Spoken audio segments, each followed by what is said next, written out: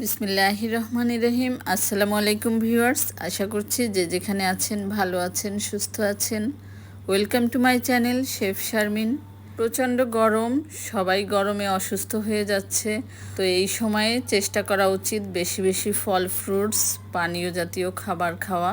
তো বাচ্চারা যেহেতু একটু ফলটা কম পছন্দ করে, তো একটু ফলটাকে ইয়াম্মি ইয়াম্মি বানাতে আমি ফ্রুট সালাদ তৈরি করে নিচ্ছি। তো প্রথমে ফলগুলোকে পানিতে 1 ঘন্টার জন্য ভিজিয়ে রেখেছি। তো 1 ঘন্টা পরে এভাবে ছোট ছোট করে কেটে নিয়েছি, যেহেতু বাচ্চারা ফল খেতে চায় না, ছোট ছোট করে কাটলে ওদের খেতে সুবিধা হয়।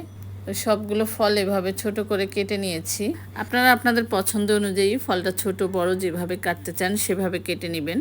তো আমার কাছে এগুলোই ছিল, সেজন্য আমি এই ফলগুলোই নিয়েছি। আপনারা চাইলে যে কোনো ফল নিতে পারেন। তরমুজ, মালটা বা কমলা, এই ফলগুলো অনেক উপকারী। যেহেতু আমার কাছে ছিল না, সেজন্য আমি এগুলো দেইনি। তো এখন এই কেটে রাখা ফলের মধ্যে দিয়ে দিচ্ছি 1/2 টেবিল চামচ বিট লবণ,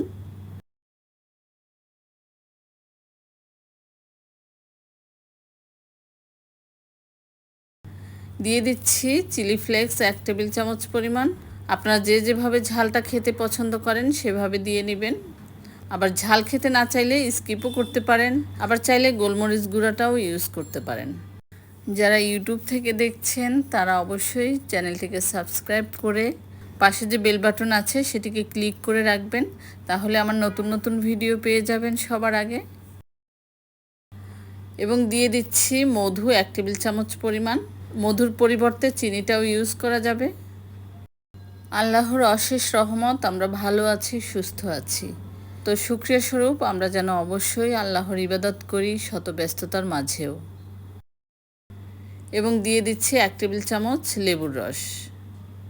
এখন সব কিছু ভালো করে মিক্সড করে নিচ্ছি। খুব ভালো করে মিক্সড করতে হবে এবং 2 থেকে 3 মিনিট এভাবে নাড়তে হবে। নাড়তে নাড়তে একটু পানি বের হলে সেটা কিন্তু খেতে আরও ভালো লাগে।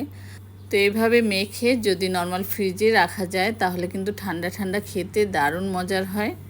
তো এভাবে ভালো করে মেখে নিচে যখন একটু পানি বের হয়ে যাবে তখন কিন্তু খাওয়ার জন্য একেবারে রেডি হয়ে যাবে। আর এই ফ্রুট সালাদ তৈরি করে সাথে সাথেই খাওয়া যায়।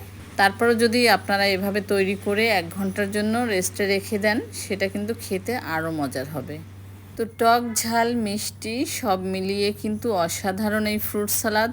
অতিথি আপ্যায়নেও কিন্তু এই ফ্রুট সালাদ আপনারা স্টার্টার হিসেবে রাখতে পারেন। তো আপনারা বাসায় অবশ্যই ট্রাই করে দেখবেন, খুবই ভালো এবং হেলদি একটা খাবার, এবং আমার বাচ্চারা তো খুবই পছন্দ করে।